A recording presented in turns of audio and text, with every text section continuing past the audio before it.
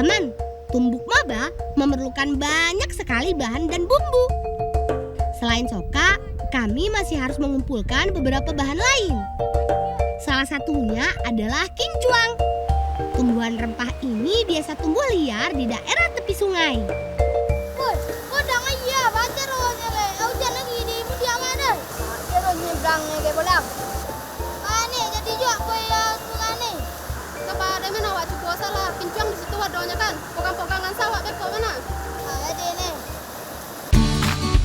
Tidak susah menemukannya.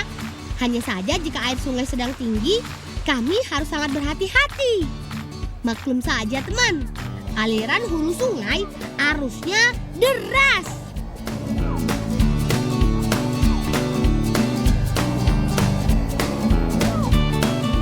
Ayo kak, awas pegangan. Syukurlah usaha kami berhasil. Yuk, mari lanjutkan petualangan.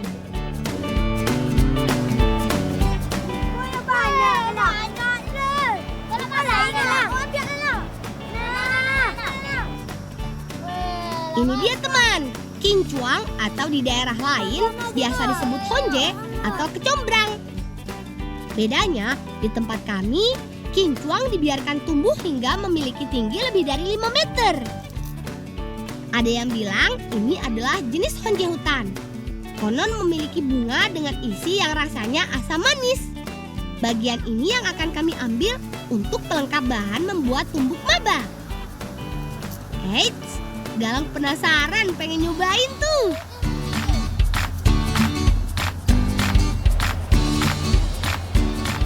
Asamnya.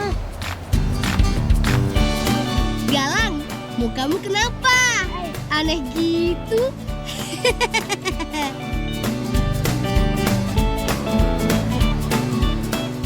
Labannya, ha? Tolong, labannya. Pulang wak dari mana?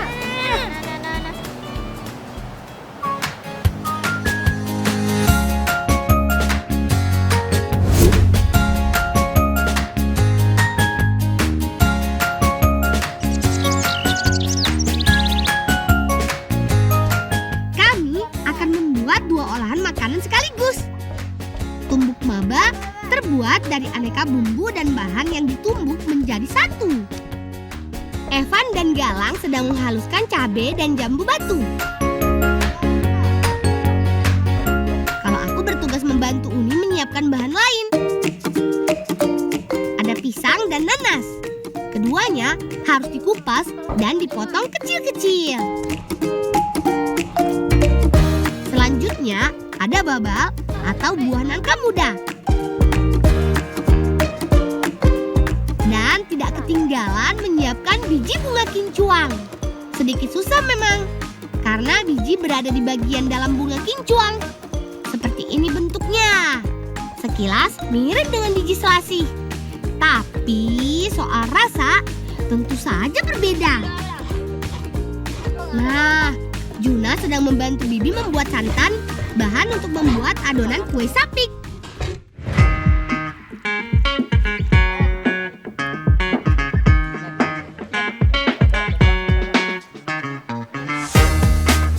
Adonan dibuat dari bahan telur dan gula pasir. Sebelum menambahkan dengan bahan lain, Bibi harus mengaduknya dulu. Jika sudah, baru deh tambahkan tepung dan santan kelapa. Tidak lupa serbuk penguat rasa dan sedikit garam. Aduk kembali sampai semua bahan larut dan tercampur. Ingat, rahasia keberhasilan membuat kue sapik terletak pada proses pembuatan adonan. Aku dan Uni akan menyelesaikan tugas kami. Semua bahan sudah kami potong dan cuci bersih. Jadi, tinggal tumbuk. Mulai dari babal, kemudian pisang dan nanas. Tumbuk pelan-pelan agar tak berserakan. Tambahkan dengan air jeruk, irisan soka. Terakhir baru deh masukkan biji bunga kincuang. Oh iya teman, tumbuk maba menjadi salah satu makanan ringan khas kampung kami. Sensasi rasanya membuat banyak orang yang memfavoritkan jajanan ini, termasuk aku. Bolang, Oi, Madang. sama saya temu maba. Hola, Madang. Tolong modang milik napi bekue wa. Ada, Madang.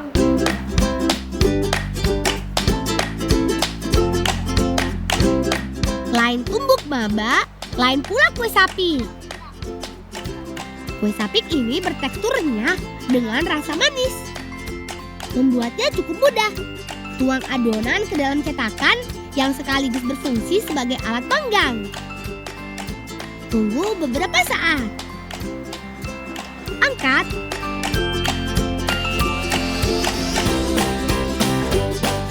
Dan lipat seperti ini.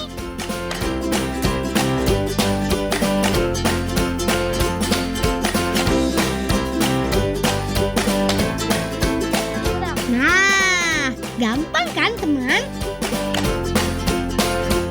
Ini dia hasilnya. Kue sapi komplit dengan tumbuk maba, kreasi jajanan ala si Bolang. Selamat makan. Mak, kayang, Madang. Mak. Kode.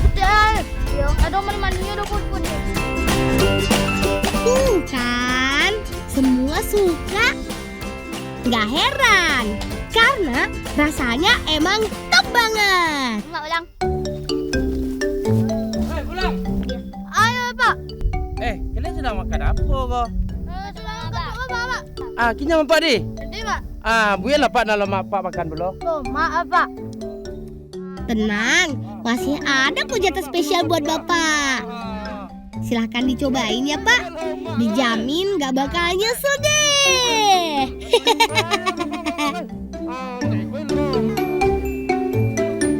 Aduh, lupa pulang. Apa? Surat. Duh, jangan-jangan ini surat penting. Deh mak pulang. Juga penting pulang. Ada, Pak. Sampai nggak mak deh. Iya. Kalau begitu, aku harus segera menyampaikan amanat ini.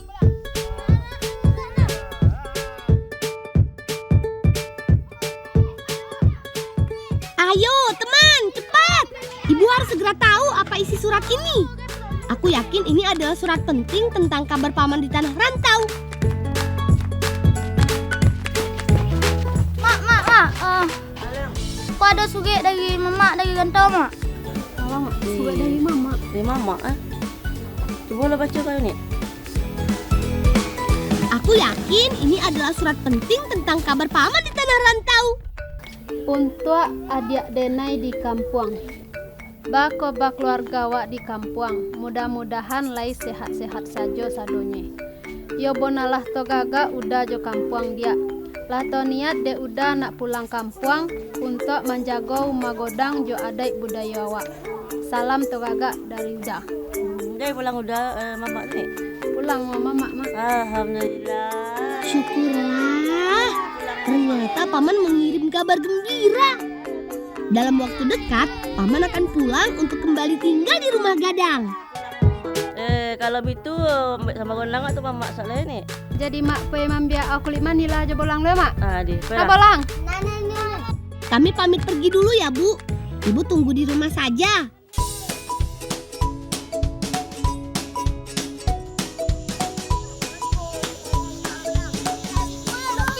Ayo teman, lewat sini. Kabar tentang rencana kepulangan paman membuat kami sangat senang. Ibu berencana memasak rendang sebagai hidangan. Paman pasti sudah rindu dengan masakan ibu. Nah, ini pohon yang kami cari. Kok nyeka juga nih ya? Ayolah bisa ditobang bentuknya dia bolang. Tapi ya kencang katelo nih sampai ya mapuana mabang nih. Lepas dia bijak kata. Lain nih. Sekolah. Teman, kulit manis adalah salah satu bumbu penting saat memasak rendang. Sebelum dipotong, aku akan menghilangkan beberapa dahan. Jadi, saat pohon rubuh, tidak merusak tanaman di sekitarnya.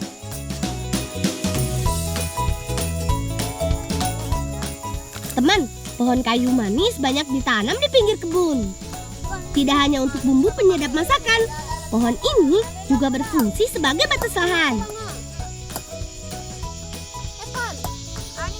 Awas, minggir!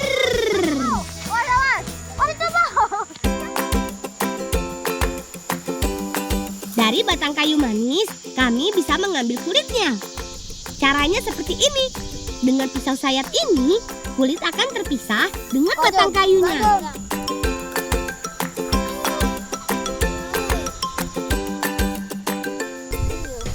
Simpan galang.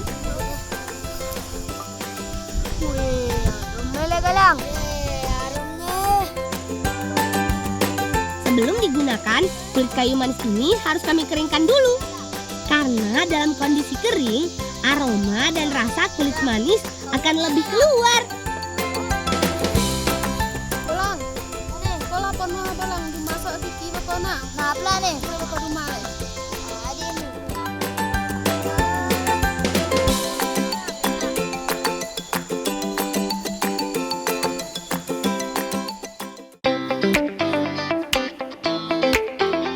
Selamat datang di dapur Ibu. Kami sedang memasak rendang untuk menjamu paman pulang dari rantau. Semua bumbu sudah siap, kecuali bumbu kulit manis. Saudara sudah dapat. Siap dulu. Laila. Kamu ya. Sayangnya, pada musim penghujan seperti sekarang, proses penjemuran menjadi sedikit terkendala. Tapi sale menjadi jalan keluarnya. Salean adalah istilah kami untuk menyebut tempat penyimpanan bahan makanan di atas tungku masak. Asap panas dari tungku dapur perlahan akan menghilangkan kadar air dalam kulit manis. Nah, seperti ini hasilnya. Pani ya, kulit manila ko yang niya. Ya, pani. Pani. Ini nih. Kasih ya nih. Oh iya teman, sejak masih muda, ibuku sangat senang memasak. Mulai dari masakan sayur, sambal dan kue. Untuk urusan bumbu rendang, ibuku jagonya. Gimana Juna? Sudah selesai belum? Rendang sangat identik dengan santan yang kental. Karena dengan santan, cita rasa rendang menjadi lebih nikmat. Jangan lupa siapkan juga lengkuas dan batang serai. Saatnya memasak. Teman, rendang menjadi masakan khas dari Sumatera Barat. Hebatnya, kelezatan rendang bahkan sudah diakui dunia.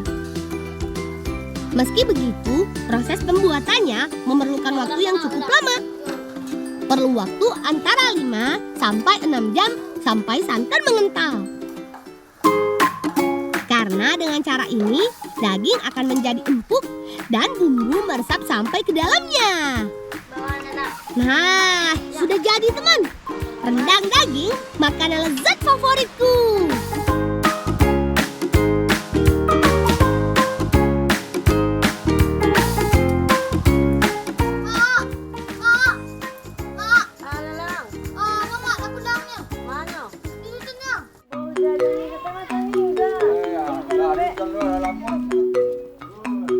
Syukurlah, paman dan keluarga sudah sampai di kampung. Perjalanan panjang dari tanah rantau tentu saja membuat paman capek dan lapar.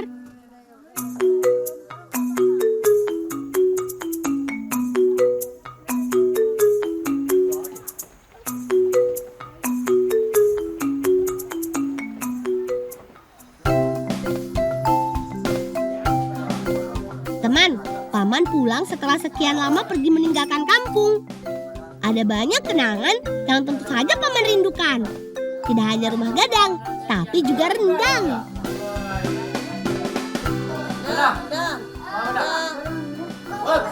Makan dulu di. Makan dulu lah, nikah baru ya. Ayo paman, selamat makan. Rendang sangat nikmat jika dihidangkan dengan nasi putih yang pulen dan hangat. Dagingnya empuk dan bumbunya enak banget. Aku yakin Paman pasti sangat suka dengan jamuan yang kami siapkan.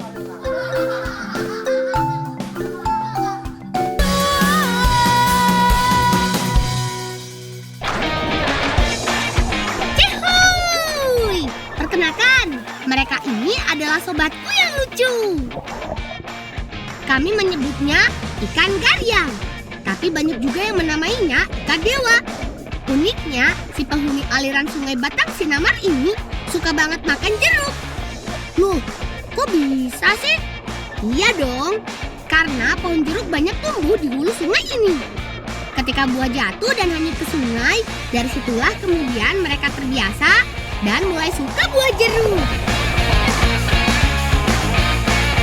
Walang, Oh no, jadi mamia bocor delang. lain no, Cepelah, wangan nunggu di pokok ah. adi no. Astaga, karena keasikan kami jadi lupa waktu. Ayo kawan, saatnya bergegas. Selamat datang di kampung kami, teman. Kampung adat Seribu Gonjong atau yang juga dikenal dengan sebutan Sarugo. Berada di Nagari Koto Tinggi, Kecamatan Gunung Omeh, Kabupaten 50 Kota. Kampung kami dikelilingi oleh sawah dan kebun yang subur. Tidak hanya padi, tapi juga salah satu daerah penghasil jeruk terbaik di Provinsi Sumatera Barat. Kami adalah masyarakat adat yang masih menjaga tradisi.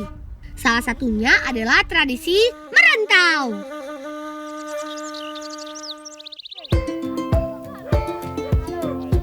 Uda atau kakak laki-lakiku saat ini sedang bersiap untuk pergi merantau. Tapi ibuku bilang sebelum pergi ke tanah rantau, Uda harus punya banyak bekal. Salah satunya bekal tanggung jawab. Itu sebabnya sejak beberapa waktu yang lalu, ibu meminta Uda untuk mengurus kebun jeruk ini. Namanya Jesego, singkatan dari jeruk siam Gunung Omeh. Teman di rumah mau nyobain? Boleh banget. Walang dah, masak dah. Ambil tu yang puncaknya Walang. Itulah masak tu Walang. Jesego biasanya dipanen bergelombang, yaitu antara 5 sampai 7 hari sekali. Pada satu musim atau dalam waktu 6 bulan, satu batang bisa menghasilkan hingga 80 kg lebih. Lumayan kan?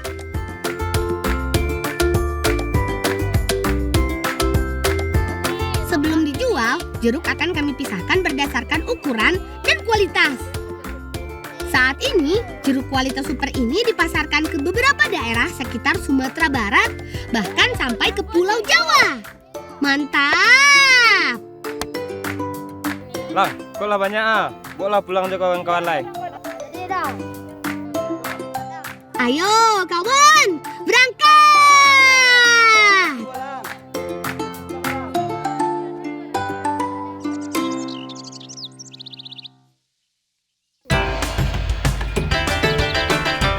Teman, ada banyak jenis olahan makanan yang bisa kami buat dari bahan jeruk. Salah satunya adalah bika selai jeruk. Selai jeruk dibuat dengan cara memeras air jeruk segar. Kemudian tambahkan dengan perasan buah pepaya.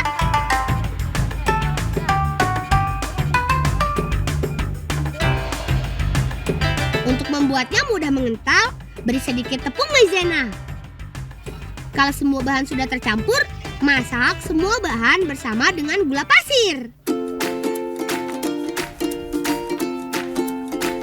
Jangan lupa tambahkan garam, cengkih, dan parutan kayu manis.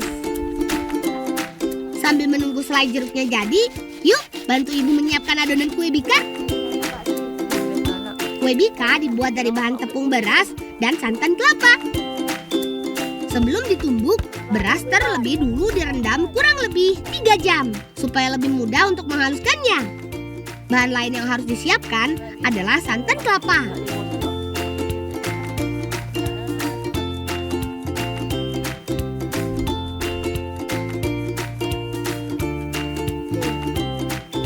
Adonan kue bika dimasak di dalam cetakan berbungkus daun kopi. Selain membuatnya tidak lengket, daun kopi memberi aroma khas. Kue bika dipanggang menggunakan gerabah tanah dengan pemanasan dua sisi, atas dan bawah. Dengan cara ini, kue akan menjadi lebih cepat matang karena panas yang merata. Wah, beruntung udah datang pada waktu yang tepat. Karena waktu panggang yang cukup lama, kami memerlukan banyak kayu bakar. Mak, bentuknya iya udah ke merantau je, Mak. Pikir dulu. Banyak buah belia udah merantau, Mak. Padahal kan kawan lebih merantau sado ya, Mak. Ya pikir-pikir benar lah dulu. Pailu lah, pailu, Mak. Teman, rupanya Uda masih harus menunda keinginannya untuk pergi merantau. Ya, apa boleh buat? Semoga saja kue bika ini bisa sedikit mengobati kekecewaannya. Setelah kurang lebih 20 menit dipanggang, kue bika sudah bisa diangkat. Kelihatannya sih enak, tapi gimana dengan rasanya ya?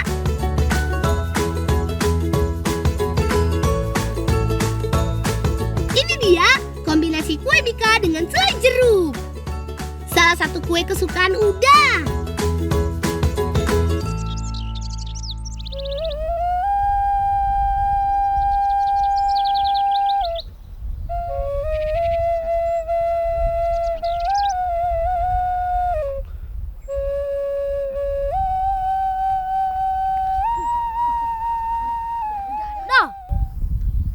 Walang. Masuk gang ada. Iya, walang surang saja. Nama bika lang. Oh, lang ada. Ayolah. Ikut lah masalah lah. Tutuan lah. Makasih kau kali. Makasih. Nah, gitu dong. Udah harus semangat. Kami aja semangat banget. Apalagi kalau urusan makan, pasti semangat banget. Ini sih bukan cuma enak, tapi enak banget. Manisnya pas, segar buah jeruknya ada. Kue bikanya apalagi, pulen dan empuk maksimal. Kalau cuma makan satu sih, pasti kurang.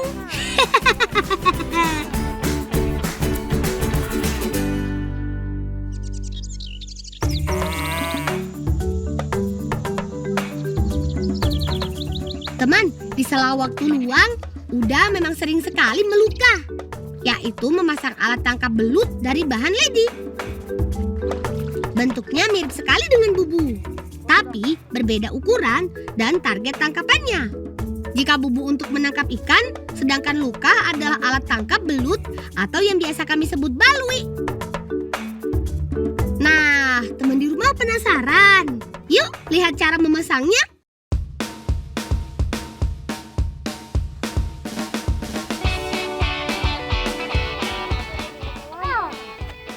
Lang. Tu ada tambah luka dah. Tak situ lang. Tu ada cacing lang. Ada dah.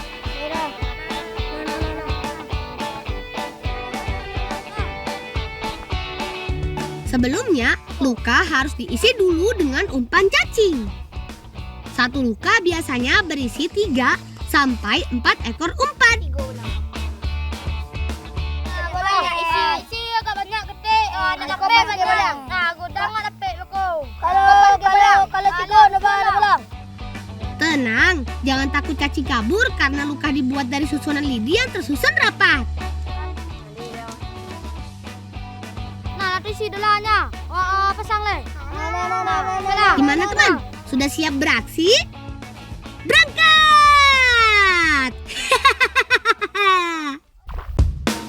Selamat datang di Mudia Nama, yaitu daerah rawa di hulu Sungai Sinamar. Di tempat ini kami biasa melukah, karena belut menyukai daerah lumpur yang berair.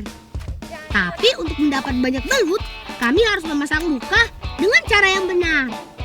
Pertama, pilih genangan lumpur sehingga lukah bisa terendam di dalamnya.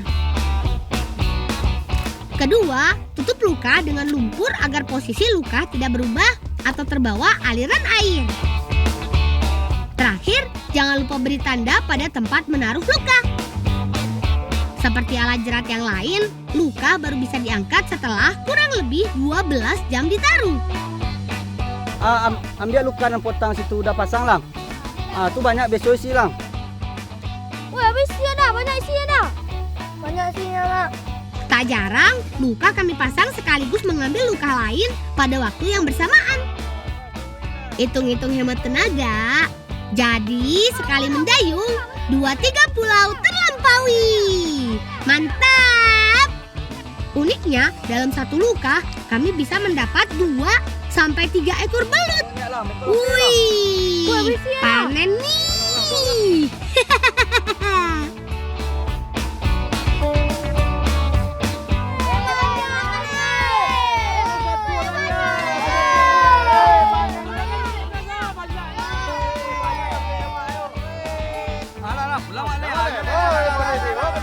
Asyik, ibu pasti senang melihat hasil tangkapan kami hari ini.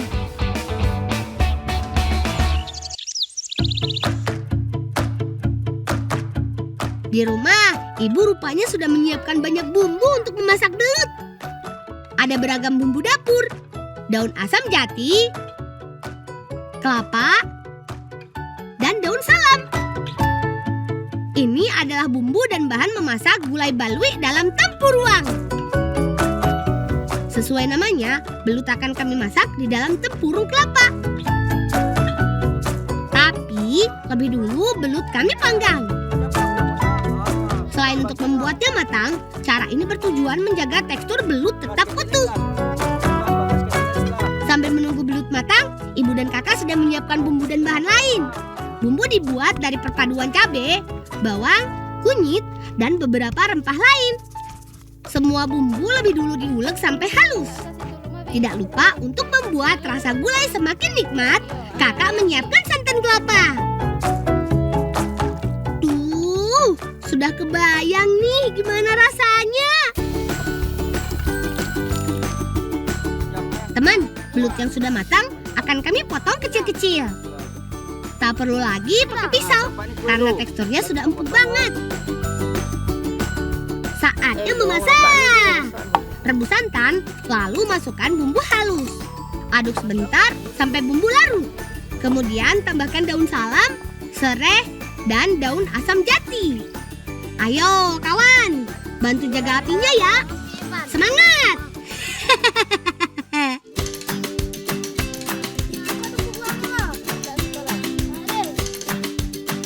Ini yang membedakan gulai kami dengan gulai di daerah lain.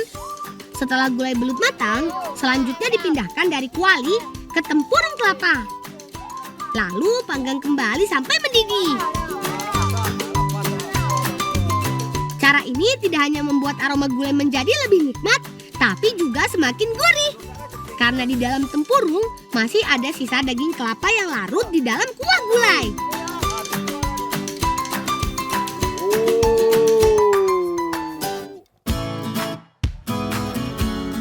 Akhirnya, waktu yang ditunggu datang juga. Selamat makan. Daging belutnya empuk, kuahnya dan bumbunya pas banget. Ada aroma kelapa bakar yang bikin rasanya semakin top. Makan malam kami jadi sangat menyenangkan. Dah, Ya mak, depan mak, buat agak warna pemantau. belum coba pulau cari pengalaman medik mak. Ayo coba lah. Ya warna ya mak. Ya coba lah dulu. Terima kasih mak.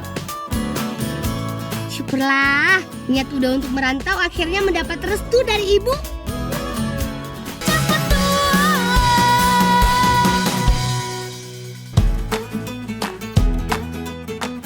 Teman, merantau menjadi tradisi anak laki-laki Minang untuk menjalani kehidupan dan mencari pengalaman di tempat lain. Mak, udah pengen merantau lu ya mak. Ya, jangan lupa mengaji, jangan semayang ya, lelok dengan tawang ya. Pakainya ya. Jadi mak. Kalau lebih boleh pulang lah ya. Jadi mak. Dah, Iko do undang ketek untuk boka udah di jalan ya dah. Jadi ini. Kuliah dah. Ya lang. Jalan ya. Ya mak. Jadi mang lang.